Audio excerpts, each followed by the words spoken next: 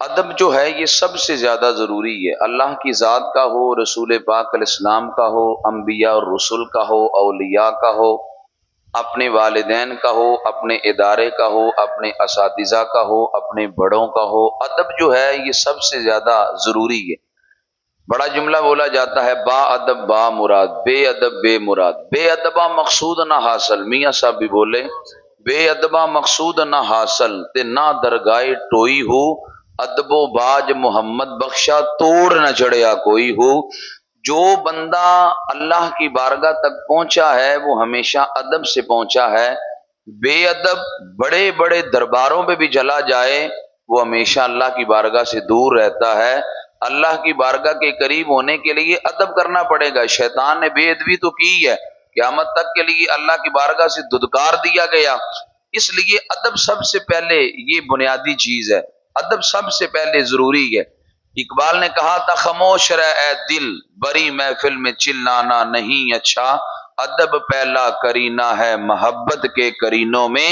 ادب سب سے پہلی سیڑھی ہے، جو پہلی سیڑھی پہ قدم نہیں رکھتا وہ دوسری سیڑھی پہ کیا قدم رکھے گا؟ سب سے پہلے ادب، وہ چاہے اللہ کی ذات پاک کا ہو، سب سے پہلے وہ ادب ضروری ہے۔ آپ دیکھ لیں حضرت بشر حافی رحمت اللہ تعالی علیہ، آپ نے کوئی چلے نہیں کیے، آپ نے کوئی زیادہ عبادات نہیں کی، آپ پہلے شراب کی عادی تھے، آپ جا رہے تھے تو راستے کے اندر آپ کو ایک ٹکڑا ملا کاغذ کا کہ جس پر اللہ کا نام لکھا تھا، آپ نے اللہ کے نام کو خوشبو لگائی، اس کا ادب کیا، ادب کر کے اس کو اچھے مقام پہ رکھا، تو کہا گیا کہ تو نے اللہ کے نام سے پیار کیا ہے، ہم تیرا پیار لوگوں کے دلوں میں پیدا کر دیں گے۔ اللہ تعالیٰ نے نور ولایت ان کو عطا کر دیا، اور ولایت کا عالم یہ تھا کہ آپ ننگے پاؤں چلتے تھے تو بغداد کے جانور گلیوں میں گوبر بھی نہیں کرتے تھے۔ اتنا بڑا مقام اللہ نے عطا کیا، تو یہ مقام ادب کی وجہ سے ملا۔ تو اس لیے سب سے پہلے ادب ضروری ہے۔ بنی اسرائیل کا وہ بندہ کہ جو تورات کھول کے بیٹھتا، اس میں نبی علیہ السلام کے نام کو تلاش کرتا، نام کو چومتا، چوم کے پیار کرتا، پیار کر کے آنسو بہاتا، اللہ تعالیٰ نے فرمایا تو گناہگار صحیح لیکن میرے آخری نبی کے نام سے پیار کرتا ہے، میں نے تیرے لیے جنت کا فیصلہ اسی لیے کر لیا ہے۔ نبی علیہ السلام کے نام سے صرف پیار کیا ہے، نبی علیہ السلام کے نام کا ادب کیا ہے، اللہ تعالیٰ نے اس کو جنت عطا فرما دی۔ تو نبی علیہ السلام کے نام نامی اسم گرامی کا ادب، آپ کی ذات پاک کا ادب۔ میرے سلسلہ سیفیہ کے بانی حضرت پیر سیف الرحمان مبارک صاحب رحمت اللہ تعالی علیہ، آپ نے دیکھا کہ ایک بندہ تقریر کر رہا ہے اور وہ نبی علیہ السلام کا نام لیتا ہے اور آپ کے نام نامی اسم گرامی کے بعد درود شریف نہیں پڑھتا۔ آپ نے اس مولانا صاحب کو قریب بلا کے کہا، تو بے ادب کب سے ہو چکا ہے، تو گستاخ کب کا ہو چکا ہے کہ تو کائنات کی سب سے بڑی ہستی کا نام لیتا ہے اور تو درود بھی نہیں پڑھتا؟ کیا تیرے پاس اتنا وقت بھی نہیں کہ تو نبی علیہ السلام کی ذات پاک پہ درود پڑھے اور پھر آگے چلے؟ اس لیے جب بھی نبی پاک صلی اللہ علیہ وسلم کا نام نامی اسم گرامی آئے یا کوئی لے آپ سنیں تو نبی پاک صلی اللہ علیہ وسلم پہ درود پاک پڑھیں۔ یہ ہم نے بڑوں کو سنا ہے، وہ کہتے ہیں پڑھیں، خود کوئی نہیں پڑھتے۔ میں ایک جگہ پہ تھا تو مولانا صاحب تقریر کر رہے تھے، دوران تقریر وہ کہنے بار بار ان کا تقیہ کلام یہ تھا کہ محمد نے کہا صلی اللہ علیہ وسلم، بار بار یہی لفظ بولتے تھے، اور کئی بار دوران تقریر انہوں نے کہا کہ تم درود کیوں نہیں پڑھتے؟ میں نے کہا حضرت صاحب تسی پڑھو دے پڑھن نا، آپ بار بار یہ کہتے جا رہے ہیں، خود درود پڑھتے کوئی نہیں، یہ کیسے پڑھیں؟ آپ عادت ڈالیں گے تو یہ پڑھیں گے نا۔ تو اس لیے نبی پاک صلی اللہ علیہ وسلم کے نام نامی اسم گرامی کا ادب کتنا بڑا ہے۔ ہزار بار بے شویم دہن بمشک و گلاب، ہنوز نامے تو گفتن کمال بے ادبی است۔ وہ کسی نے کہا تھا وہ بارگاہ اتنی بڑی بارگاہ ہے، اگر 1000 بار، 2 بار نہیں، 100 بار نہیں، 1000 بار میں اپنی زبان کو مشک و عنبر سے دوں، پھر اگر نبی پاک علیہ السلام کا اپنی زبان سے نام لوں تو یہ بھی کمال بے ادبی ہے۔ وہ اتنا بڑا نام اور ہماری کہاں زبانیں، کہاں وہ نام۔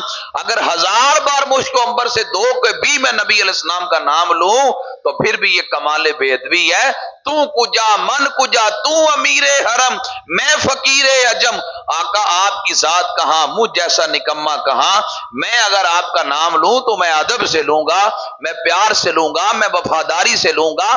میں چونکہ غلام ہوں، میں چونکہ آپ کا خادم ہوں، اس لیے اگر حقیقی غلام بھی وہ مان لے ہمیں تو ہماری زندگی کی کایا پلٹ جائے گی، ہماری زندگی کی قیمت بڑھ جائے گی۔ تو نبی علیہ السلام کی ذات پاک کا ادب، آپ کے نام نامی اسم گرامی کا ادب، جب بھی نام لکھیں تو نبی پاک صلی اللہ علیہ وسلم کے نام کے ساتھ پورا درود شریف لکھیں۔ لفظ ساتھ لکھنا شریعت کے اندر حرام ہے۔ اگر کوئی جلدی کسی کو ہو یا وقت کم ہو یا جگہ کم ہو، تمام چیزوں کے باوجود جو نبی پاک صلی اللہ علیہ وسلم کے نام کے ساتھ صرف ساتھ لکھ دیتے ہیں، یہ شریعت میں حرام ہے، یہ گناہ ہے۔ پورا درود شریف لکھیں، پورا درود شریف لکھیں گے تو اس کے ذریعے بھی اجر ملے گا۔ اپنے بزرگوں کا ادب کریں، آپ اپنے والدین کا ادب کریں۔ میں نوجوانوں سے زیادہ مخاطب ہوں، آپ کے والد اگر چلتے ہوں تو ان کے آگے چلنا بھی بے ادبی ہے۔ اگر آپ غور کریں تو میں ایک روایت عرض کروں گا۔ ایک شخص نبی علیہ السلام کی بارگاہ میں آیا، آ کے عرض کی یا رسول اللہ صلی اللہ علیہ وسلم، غربت بڑی آ گئی ہے، فاقے بڑے ہیں۔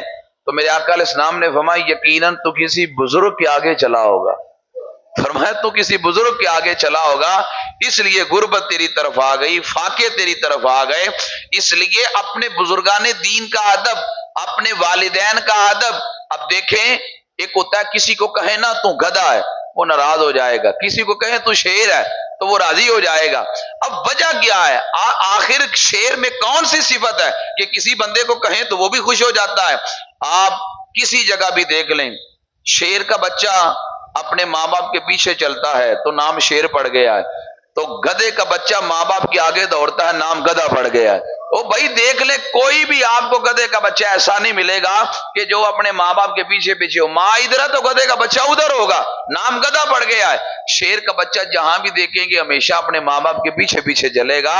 ماں باپ کے پیچھے چلیں گے تو آپ شیر بنیں گے، اور اگر اپنے ماں باپ سے آگے بڑھنے کی کوشش کریں گے، باپ دنیا کے اندر وہ شخص ہوتا ہے جو آپ کو ہمیشہ یہ چاہتا ہے کہ میرا بیٹا مجھ سے بھی آگے نکلے، لیکن اس کا ادب کرنا یہ آپ پر لازم ہے۔